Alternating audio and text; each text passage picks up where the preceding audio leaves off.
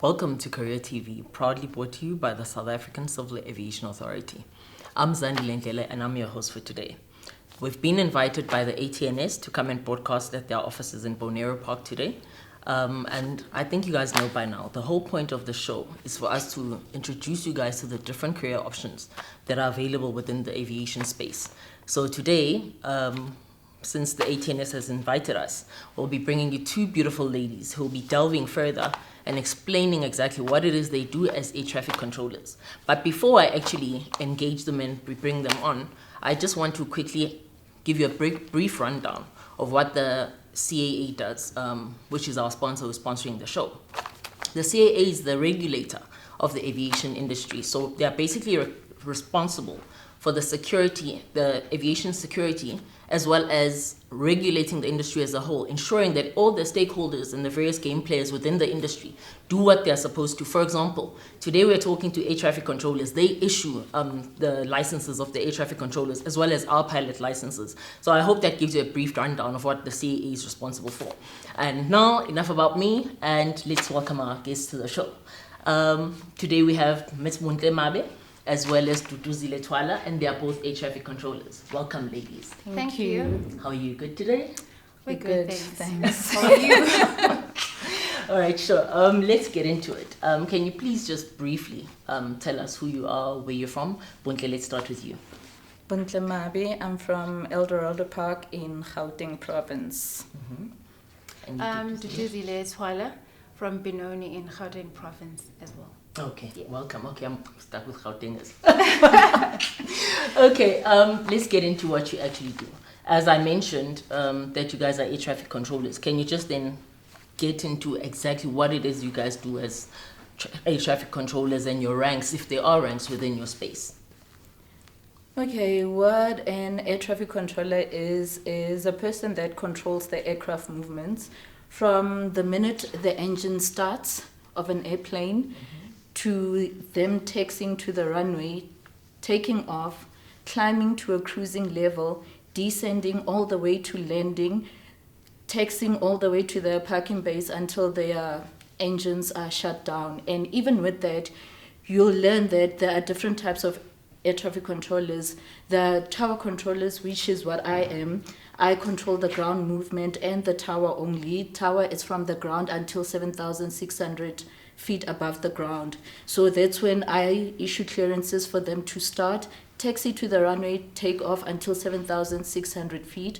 Then from 7,600 feet to 16,000 feet, it's get taken over by another controller, which is an approach controller, also uses radar. Then from 16,000 feet to 46,000 feet, it's the area controller using radar, and that's what Duduzile does. I'll hand it over to you. Yes, so I joined ATNS in 2011 and I've been working as an assistant for 4 years, continuing to being an aerodrome controller like Buntle is, and then I progressed to being an area controller. So basically my line of work is all about preventing air collisions, making sure that pilots are traveling from point A to point B safely. And yeah, that's what we do on a daily basis. Yes, and by the way, guys, I don't know if you've seen maybe in movies or whatever. Usually you see the pilots talking to somebody, usually before a takeoff and while in flight at times as well. These are the guys we're talking to, the air traffic controllers. They're quite critical in what we do. And back to you, before we actually speak about what you're doing now as air traffic controllers, let's take it back. Where does it start? Because I'm sure a learner at home is wondering, what subjects must I choose while in school in order for me to be able to pursue this line of work? Can we take it there, maybe from high school? What type of subjects one would do? The requirements is successful completion of metric with maths and English, higher grade D, standard grade C, or level 4. And then from there, you would be required to apply on the ATNS website, www.atns.co.za. There you apply for a BESA program. But while applying, you have to undergo certain stages, an assessment where you get assessed, an interview. After an interview, you go for medical test. Once the medical test is done, then they do the vetting. Once you complete all of that, you'll then be taken in as one of the BESAs in ATNS. And the bursary programs actually, it covers the tuition fee, it covers the accommodation, it's a guest lodge chosen by ATNS itself. It covers the transportation from the Aviation Training Academy where you get trained to the lodge back and forth, and it also covers the monthly allowance to the candidate that's successfully made it as a BESA for ATNS. Oh, okay. Duzile, was your journey the same? It was the same, and just to add on to what Montle said, the reason why English and maths is so important, in air traffic control we do a lot of measurements. Okay. We do a lot of quick maths calculations, so you need to have pure mathematics. Okay. And secondly, English, that is the international aviation language. Yes. So you need to be fluent in English, and you need to have good communication skills. And also with the accommodation as well, ATNS does provide the accommodation. So for that matter, it's very important for our youngsters that when you are learning through the process of being an air traffic controller, you do your best. Everything is provided for you. You do your best on a daily basis and ensure that you pass the course successfully, because it's very stressful. It takes a short while to do the course, but it is very stressful. And with that being said, the reason you have to pass is that for every exam or practical exam, theory or practical, you have to get 70% and above. Yes. And then if you get below 70 but at least get 50 plus, you get a chance to reassess. Okay. But if you get below 50 or if you fail the reassessment, then you are out. Okay, of the There's- program entirely. you are out of the Program, program yes. entirely, so you really need to work hard. Okay, Yes. and guys, I think you're picking this up as we go along, that usually the requirements are quite high in aviation, and that's purely because of the safety element. Safety is of utmost importance, so we can't gamble with that one. And the one thing I'm picking up that's recurrent from both of you ladies is the fact that both your journeys included the ATNS. So is the ATNS the only company or institution that one can utilize in order to pursue this line of work, or are there other options? There are other air traffic controllers that get trained from SAF. Okay, And SAF then, being? yes, South African Air Force. Alright, thank you. Yes, so they get trained there, and some end up being here, or some actually just continue with South African Air Force throughout. But with us, we were actually trained by ATNS, and as far as I know, we are the only other. Okay. ASP that provides Yes. those courses. Yeah. Oh, okay. All right, wonderful. And then let's talk about the course itself now. Once you've been recruited, you've been awarded the bursary, how long does the course take? And what, Okay. just briefly It's highlight difficult what to does say. the It's difficult to say. The thing is, the minute you start as a bursar, you're going to do an intro to aviation, which is called the core content, is theory. It takes about 21 weeks. Okay. And then from there, it's done at the Aviation Training Academy, ATNS. And then after the 21 weeks, you continue with the practical from what you were taught, the theory part. And then from there, you get put in units like your FOR Tambo and with Grand Central, Lanseria. That's where you do your validation, meaning on-the-job training. There you'll be trained as an air traffic services officer, which is an assistant to air traffic controllers. Okay. And at the units, it's actually a bit different from the Aviation Training Academy, because there the pass mark is actually 80%, so they take it a notch up. Okay. So still the same thing. If you get below 80, reassessment, but if you get below 50, then you are out. You're even out. so. Okay. So it works the same way as this. It's just that it's 80% at the units. And then once you've completed all you're required to complete, that's when ATNS would actually employ you as an air traffic services officer. Okay. You are permanently employed. You'll be given a contract. They'll provide you with salary, medical aid, but the accommodation falls off. Then you will be responsible for your own accommodation and transportation to and from work. Okay. And you actually do really need accommodation close by or transportation, because you also work shifts. You work flexible shifts. Okay. You have no holidays. You have no weekends. So brace yourself for that as well. And then once you've done, you an air traffic services officer, you are done, depending on different units what the queue is, and then minimum of plus minus 6 months to a year, then you can start applying to be an air traffic controller. Even that, when you do it, you actually come back to the Aviation Training Academy. There you'll be doing theory plus practicals at the Aviation Training Academy. Once completed successfully, then you are taken to smaller units like your Grand Central, your not Grand Central anymore, sorry, Rand, Bisho. That's where you went to do on the job training, yes, and then you just validate as a tower controller. And then even with that, you can actually move on, like from Bisho, go to OR Tambo Tower and just completely work as a tower controller. That's what I am. I'm just a permanent tower controller. With some instances, you can do approach procedural course where you get placed in station like Polokwane, Lanseria, and Bonneboom, and then there's an area where you work in Cape Town and Joburg, and approach you work in Kimberley, Lamesi, Joburg, and Cape Town. So it differs as well, but that's roughly that. So you can't exactly put a time frame on it. It differs. Okay. And then Duduzile, let's bring it to you. Again, I keep hearing ATNS recurrently. So is ATNS the only institution upon qualifying that one can be employed by as an air traffic controller, besides the Air Force as you've mentioned? Not currently. Okay. It's not just ATNS. Yes, the Air Force, and there are other training schools as well that offer that, especially for the remote stations around the country. Okay. Yes, and then also adding to what Buntle said, with applying to be an air traffic controller, it comes with a relocation. You will be relocated to different places. So if you're staying in Gauteng, does not mean that you will work in Gauteng. You can work in Umtata.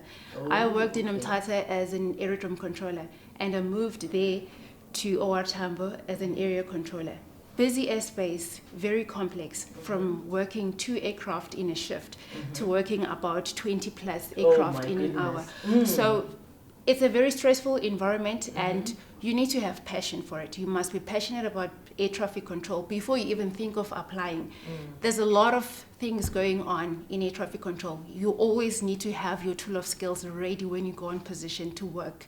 So every day is a different day, and it's very important for our youngsters to understand that when you sit there as an air traffic controller, you are responsible for other people's lives. And you need to make sure that you are mentally fit, you are healthy to be sitting there and controlling the aircraft. Okay. And guys, I don't know, I think you might keep hearing this word tower. The tower they're referring to, I thought, we actually have a picture there, but you can't see the tower from outside, but I'm sure that you'll be able to see it as you watch the video. The tower they're talking about, I don't know if you've seen it, when you drive past an airport, there's a tall structure there, and on top of the structure, there's like a small building sort of with glass all around. That's the tower they're referring to. That's where these ladies sit while they work. So I just wanted to put them in and have that picture of what we're talking about as we keep saying tower. I love what you mentioned there. You mentioned passion. Now, to a learner sitting at home, what type of personality would one require to do well as an air traffic controller? For me, you need to be confident. You need to be very confident, and leadership skills are required, because when you're sitting there, you're taking charge, you are in control of everything that is happening in your jurisdiction of airspace. So you need to make sure that your confidence, no matter how much you doubt yourself, you need to push yourself to trust your decisions. So it's very important to also be a team player, because in air traffic control, we hand over traffic from one sector to another. So you need to work with your team. You need to make sure that what you do will not impact the next person, and it will also not impact the pilot and what he's doing. So you need to always be on your A game all the time. Yes. And being that what she said, you need to be able to think very fast. You need to be able to, it keeps you on your toes. Every day is different. 1 minute you work a perfect shift, nothing happens. The next minute there's an emergency, there's thunderstorms. So you also need to be able to adapt to new situation all the time. Like I said, it can change from this to this at any seconds, and you need to be able to adapt, think quickly. And also, one of the things that I always highlight is that apart from being decisive and quick, making decision quickly, you must be somebody who can recover as well quickly. Because you are human, you are not allowed to make mistakes in an environment. But should you do, and you realize that this is a mistake, be able to come back and recover quickly and continue. Because if you do not recover, then everything just goes down there. So that's the utmost important. You need to be able to also recover quickly from any mistake and continue. And one other thing, you deal with different personalities every day, not only from the people you work with as a team, but the pilots as well. You'll be second guest on frequency. You will have your fellow colleagues, controllers, also, undermining your controlling abilities. Hence, confidence come in. You need to be able to stand your ground, that this is me, this is how I do this, and that's how it's going to be. Yes. Yeah, guys, sometimes these ladies frustrate us a lot. Sometimes we don't have the best of relationships between pilots and air traffic control. Perfectionist. Like practically speaking, you sit on the ground, especially while you're doing your training, and you contact them asking to go wherever. And they can have you sitting there, especially when there are big aircrafts waiting to take off and you're driving. Usually you guys say driving, but we're technically flying the little aircraft. So they'll prioritize the guy in the bigger machine. And you're sitting there thinking, my money's going.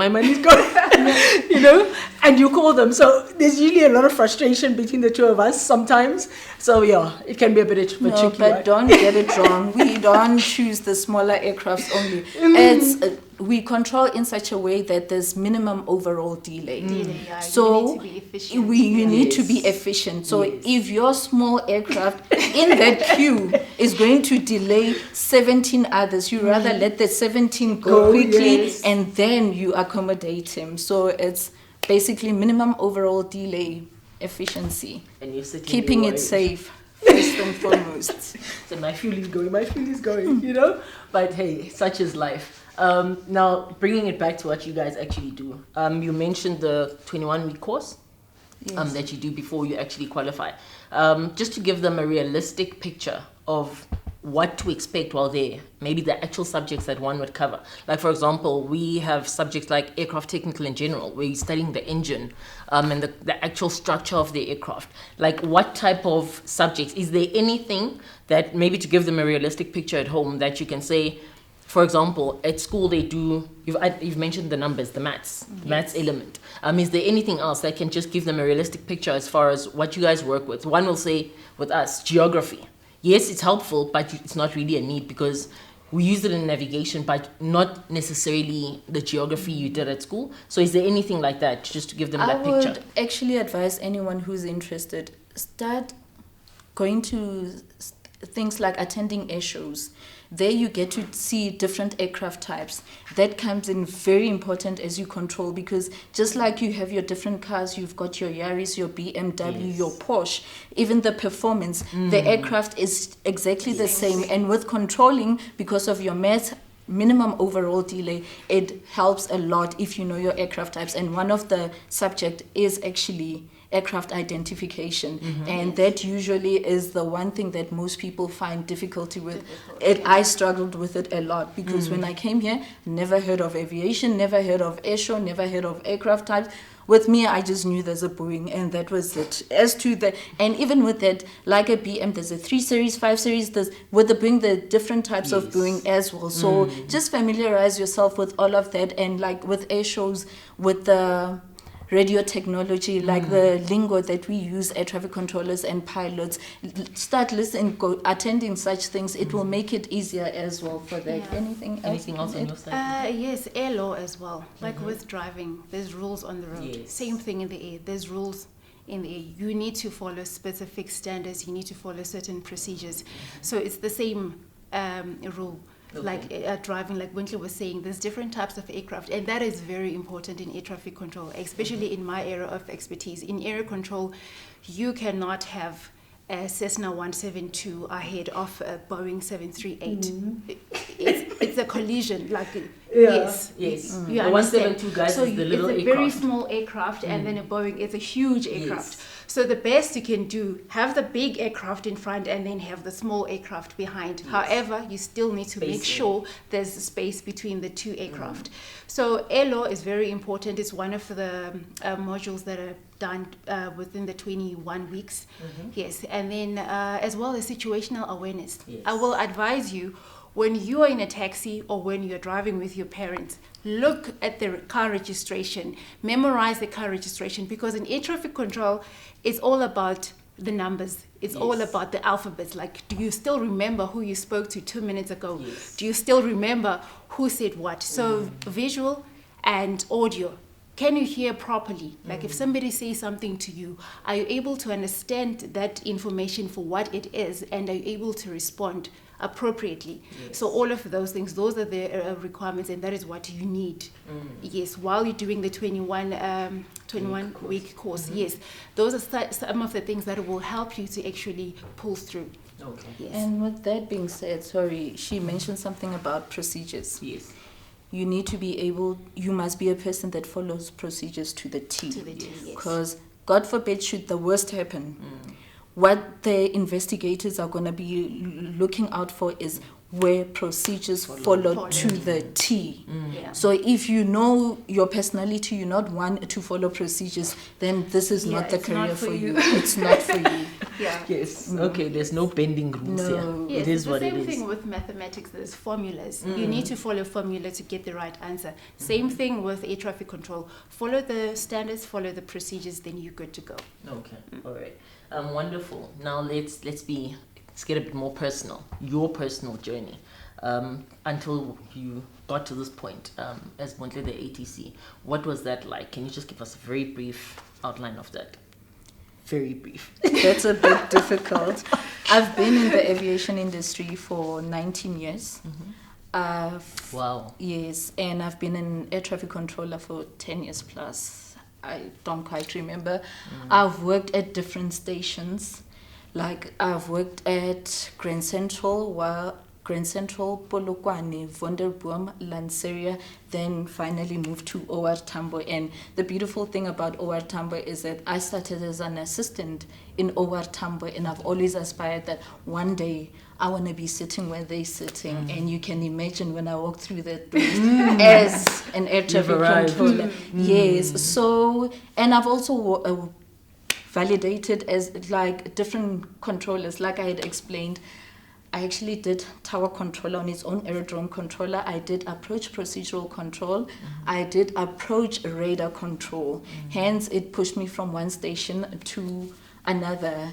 And I think I'll just cut it over there because going further, it will just take the whole day. Just quickly, while you're on that, as you said, you've moved from one to. Does that involve rank, or it just happens that It is with rank, because me going to Grand Central and Polokwane, it was just after I became an air traffic control. So I was taken to more quieter stations to gain the confidence and the experience. And then from there, I moved to a slightly busier station like Wonderboom, and then there you start, I gradually moved until we got to to Lanseria. Lanseria, from Wonderboom to Lanseria, it was like boom, because even then, yes, but I'm grateful that I actually went to Lanseria because it prepared me better for OR Tambo. Because coming to OR Tambo wasn't as difficult as for somebody like Dudu who moved from Umtata to OR Tambo. There wasn't such a huge jump. I just maybe glide into it. I wouldn't say breeze, because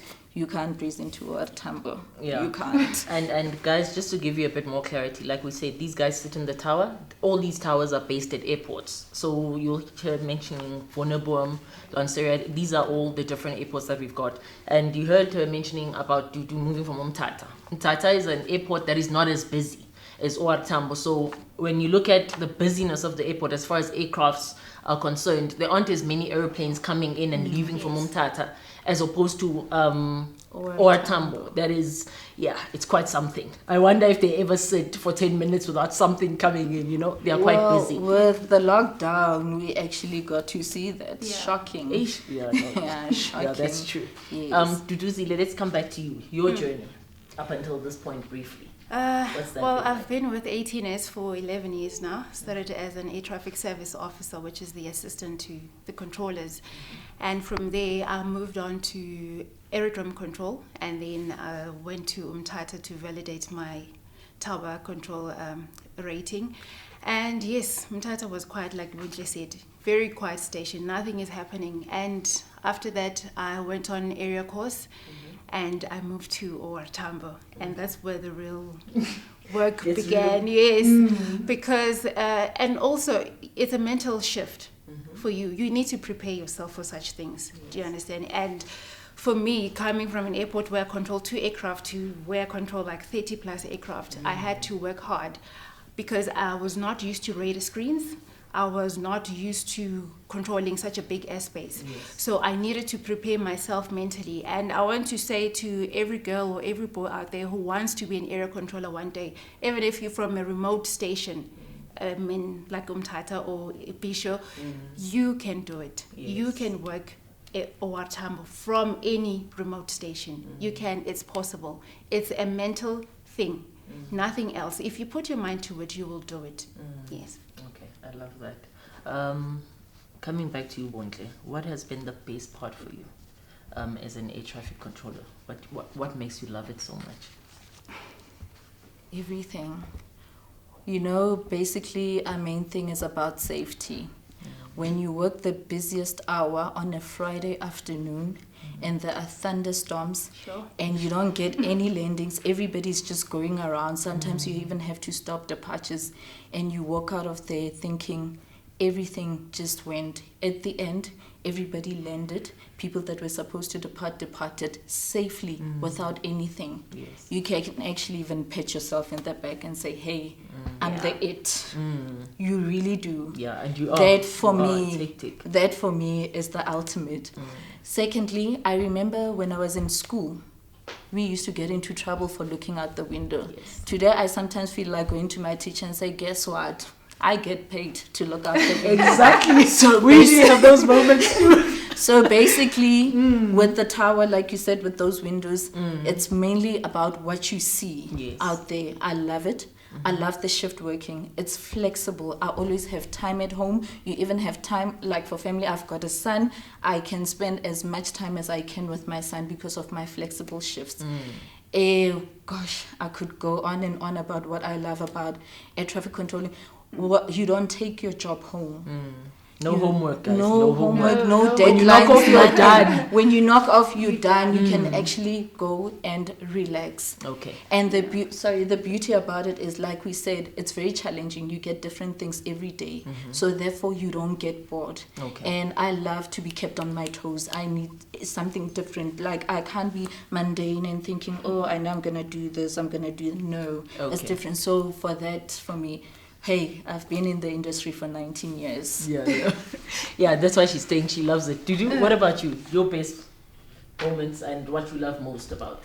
I think having to talk to different pilots, you get different characters. You know, like every minute, like when you're talking to a different person, this one doesn't sound good today. Okay, let me, speak in a certain way. And it's just fun. Like each and every day, it's a new day, like Buntle said. When it's busy, when there's weather, yes, you work hard and you prepare yourself for that. And one moment it's quiet and the next moment it's busy. So all those things, like, they make my job I love my job for what it is. For the fact that I have to give someone an instruction, and you have to take it. Yes, you have to take the instruction, So all of that, and also like the shift work, you have more time for yourself and the people that we work with. Air traffic controllers are, the best people to work with. Like, we have good personalities, we have good personalities, and I love that. And for the fact that when you leave work, you are done with work. You come back tomorrow, you're ready to tackle a new day. And And I love the fact that you guys actually put an emphasis on the time you have to yourselves, because earlier when Buntle was mentioning that you're working weekends, no time off, I'm sure somebody was like, I'm not time going off. in. Yeah, there is time off. Lots Yeah, of it. but Okay. you're not guaranteed weekends off. Okay. Yes, you will work one weekend maybe and get the other weekend off. Yeah, so Okay. yeah, you're not working from Monday to Friday. Mm-hmm. Any day is Okay. work day. Okay. All right. Since we've just looked at the best part, what's the not so great parts that you've encountered, whether in your training phases, in your journey, in becoming an air traffic controller? In the journey itself, the journey would be The lows of your journey. Just very brief. honest, different personalities. I must say, air traffic controllers and pilots, I'm sorry, are big-headed. I am too. So imagine in a room full of big-headed people who Egos. all think, I'm the Yeah. it. It's not an easy thing. It is not. As much as we find a way to work with it, but it's not an easy thing. And one day you'll speak to one that will get to you and break you down. The next minute it's just, for me, it's the personalities more than anything. And the stress. Need I say stress? Air traffic control is one of the top 3 most stressful jobs in the world. Yes. And purely because in every aircraft, like your typical Boeing, you find like 180 people in there. So if you have in 1 hour, let's say how many Boeings, let's say you've got about 20 Boeings that you are controlling. Imagine how many 180 people you are controlling. So one mistake with that, it's people's lives. So that I cannot emphasize enough on the stress. The stress, it gets to you, but you need to be somebody that can be able to work with stress. And also the pressure, because like we said, it changes from one thing to another. 1 minute it's an easy shift, the next minute there's an emergency. You have to handle it accordingly, and you just have to act fast and just do what you need to do, bearing in mind that procedures. So it's the pressure, the stress, and the personalities. Gotcha. Yeah. And did you see that? Your worst? Not so great? Not so great. We are trained to be perfectionists, Yes. and humans are not perfect. Yes. So even when you do a mistake, you judge yourself before someone else judges you. So that is a big thing in air traffic control, because immediately when you sit there and you do something wrong, you're like, oh gosh, what did I do now? Whereas you're thinking now you're not the best air traffic controller. So we are not perfect, and that is a big challenge for any controller. Like when people have incident, that is the big thing. Like your confidence, it just dies, and then you need to pick yourself up quickly, and be back in the game. And another thing, multitasking. Sometimes you may not be ready for the shift, and you have to multitask. So those are the challenges that we come across as air traffic controllers. Like Buntle was stating, that stress, yes, it is a stressful job. But sometimes you need to turn that stress into a challenge and, turn it into something positive and say, today, no matter how busy it is, I am going to give it my all. Yes. Yeah. Wonderful. Guys, that was so insightful. I really enjoyed this. I've learned so much myself, because sometimes, like I say, we get so annoyed with them, but it's not always the best of relationships. And like she said, the egos are not so tiny, So, but it is what it is. Everything that they do, everything we do, it's all in the interest of safety at the end of the day, in order to execute a safe flight above all else. With that being said, ladies, thank you so much for joining us. That has been so insightful. I myself, I think from today, understand your job better as a result of this conversation that we've had. Thank you so much even for ATNS for making this opportunity available to us. Guys, I hope this has been as insightful for you as it has been for me. Please do hit that subscribe and like button. And the CAA is also available on various social media platforms. You can find it on Facebook, Instagram, and Twitter. And please do stay tuned for our next episode, when we'll be talking to aeronautical engineers. But just before I depart, as intimidating as these careers may seem, they're not. Like they said, ultimately, it's about being in the right frame of mind, believing that you can. They're from the township, I'm from the township, we all did it, guys. It's not as intimidating. And I just want to say, to most people, when they talk about the sky, maybe you guys hear this often, the sky is the limit. But for us, the sky is home. The sky is somewhat our playground, That's where we get to play. So it's not as intimidating. Don't let that put you off. Yes, the stress is there, but the rewards, I think, are even better. They spoke about passion. If you like to be challenged, if you get bored quickly, I for one get bored very quickly. So I like something that engages my mind, something to focus on. So on that note, guys, the skies is not the limit. The skies are our home. It's our playground. So if we did it, so can you. Tune in. Until next time, we're out.